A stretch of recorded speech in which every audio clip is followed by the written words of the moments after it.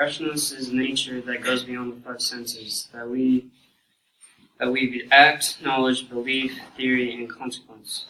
We are born with nationalists because it's not just the five senses, it's all the above. It's not based on religion and emotional responses that people use. Nationalists are very straight through the void view of adjustment of the understanding of warrant. Some take warrant beliefs to beyond even the slightest doubt and claim that the installation and the discrimination prove the belief of a high ecstasy status. Other attempts to more contemplating says that a belief is beyond responsibility or reasonable doubt and claims that installation and trying to prove a belief that's cowardly. Still declared another dimension of realism depends on how it's performed. Understand the connections between the installations on hand and truth on others. Some take installation to be inflexible, claim that whenever we insult must be true. Others allow possibility of false insult positions. It's to be true such in a way as form discussions. A discussion is a process in which we deserve conclusions from insults, intended performs through violent arguments, ones in which conclusions must be true if the pronouns are true.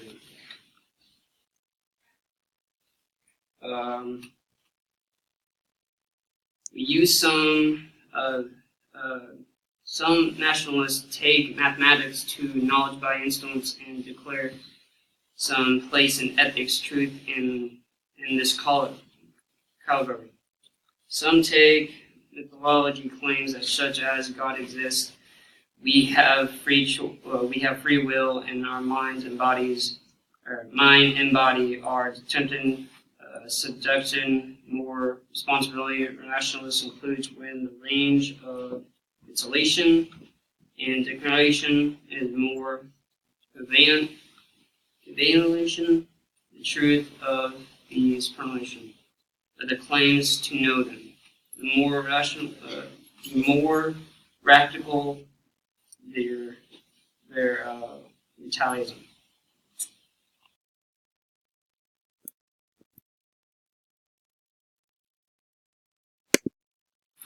Rationalism is a normal, everyday thing. It comes naturally to people without thinking about it. It's going with their guts or instincts in everyday problems and situation.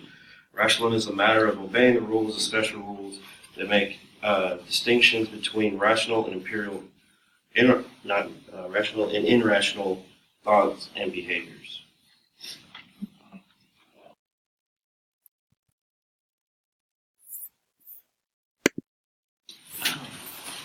Alright, so everybody in this room, I'm pretty sure, has felt intuition at one point in time.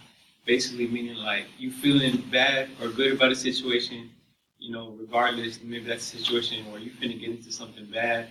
Like for instance, like say like your homies calls you like, yo, like, you know, let's go like robbery or something. You might feel in your heart like intuition, like something's finna go down, this might be bad, I shouldn't do it. So you don't end up going and say your homies they end up getting caught or in jail or whatever. That's negative intuition, but at the same time you have positive intuition. Say, for instance, like you're on a date with somebody and you know the feeling's good, you just feel good intuition about it. That's intuition, and that's how rationalists think. One of the famous rationalists is Galileo. For y'all who don't know, Galileo is basically the first person to question if the Earth was in the center of the universe. And like back then, whenever he was doing that, people were calling him crazy. Like, nah, you crazy. Like everybody just thought the world was at the center of the universe. So everybody was calling him crazy, but it was just a feeling he had. And you know, he had no proof because it wasn't proved correct until Isaac Newton did it 100 years later. And you know, like the world would never move forward if people didn't think rationalism. But it would never move forward because people would just go based off experience. and what they know. And rationalism, they have an idea or a feeling, and they try to prove it right by thinking it first, feeling it first, and then trying to bring it to real life. And for another example, an empiricist might feel like they have experience with dogs. All their five senses come from maybe all the dogs they've known in their life have been like good dogs. So they walk into a room with two dogs and say these dogs are like some crazy evil dogs. They got rabbit dogs or whatever. So they go in and with their experience, they're like, no, these dogs ain't gonna bite me. Like all the dogs I've known are good. So they try to pet the dog and they get bit. They start bleeding, whatever. They go to the hospital.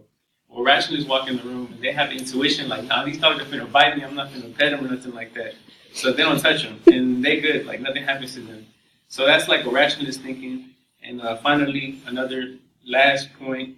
Rationalists, they might have a knowledge of things without actually like having the five senses. Like a little kid, if you tell them to pick between two baskets of apples and one has one apple and one has five apples, and he don't know about math or anything, you just say pick which one has more, and he'll pick the bucket with the five apples just because he just knows, like it's just something that's in you, not something that's come from experience. So that's food for that, and that's all I got. That's all we do for rationalism.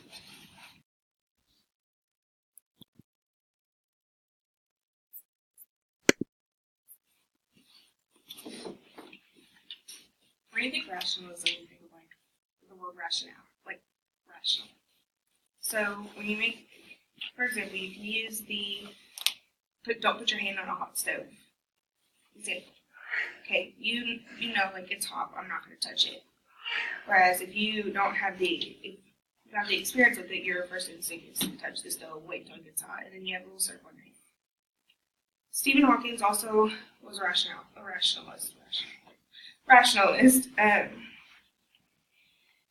With his black hole theory,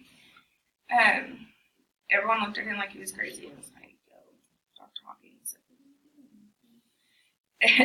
So he used his own judgment, his own experience, his own thinking, his own rational thinking to set aside and talk to the other professors and say, hey, I believe there is an ending to black hole, whatever. So.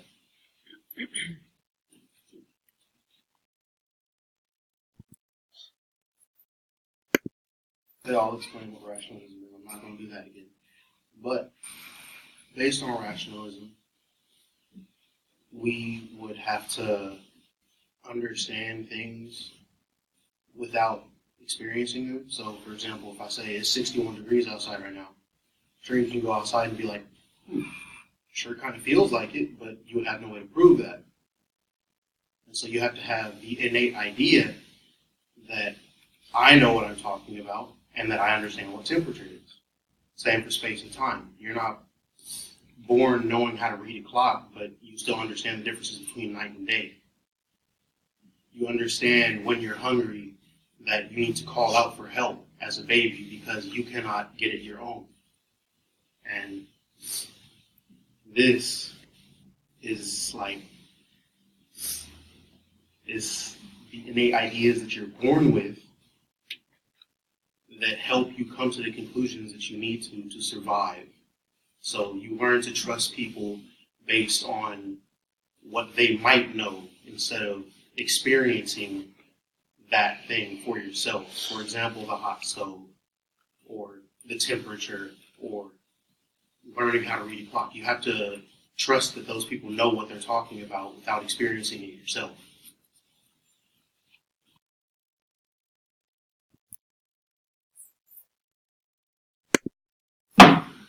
Rationalist is a theory that the truth is based on a sensory, but there is more than just the sense of assuming things from that theory. Rationalism is a theory. Rationalism is a theory that comes from your thoughts and knowledge, which is also known as your intellectual and deductive. There is a theory of the tragedy that happened on September 11th, 2001, that many assumed as it was an inside job.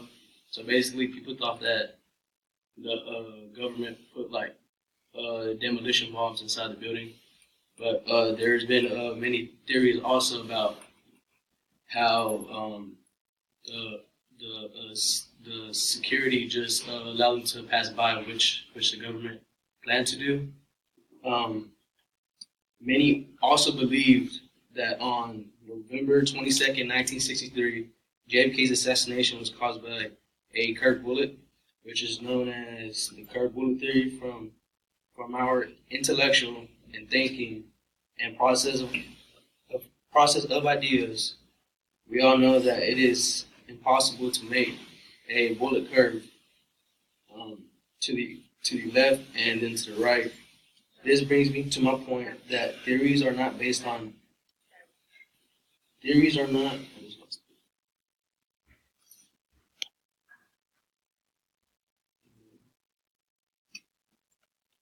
Sorry about that.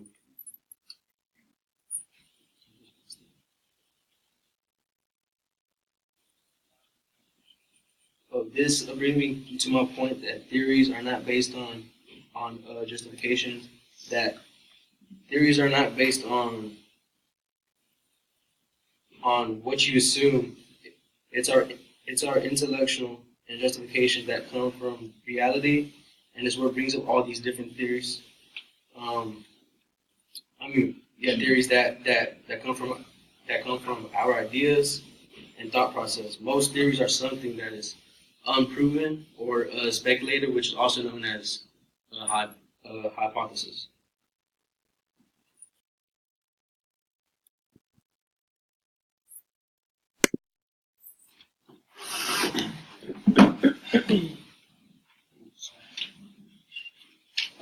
Many of the greatest minds in history thought rationally.